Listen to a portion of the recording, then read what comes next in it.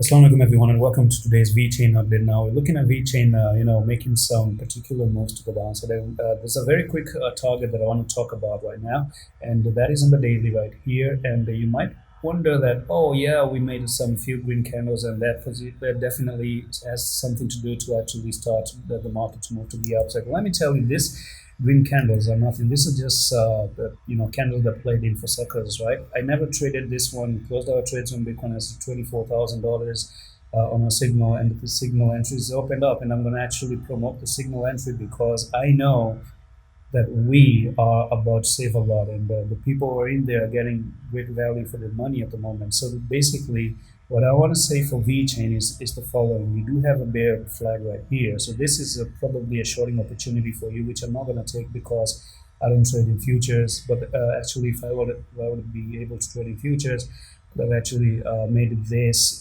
coming, probable move to the downside, which is actually going to be from there to there. We're talking about a 22% down to the downside, and this is coming down to a technical target of 0.01945. And if I actually show you the weekly is looking pretty ugly right now, and the weekly time frame actually shows an evening star. And I talked about the evening star in the previous video, so you can see that green candle, the doji in the middle, and the red candle actually forms evening star, and they're looking to drop all the way to the downside. Now the problem with this one is that on the weekly, you're losing an important level of support right over there. Okay, so if you do come down to 0.01945, I do reckon you might have a little bit of a pump to retest this particular trend line up here for a 14.3% move to the upside. You might actually make a 14% move just up here to nearly 0.02247, get rejected, and then continue with the downtrend. And that's pretty much it for this quick update on VeChain.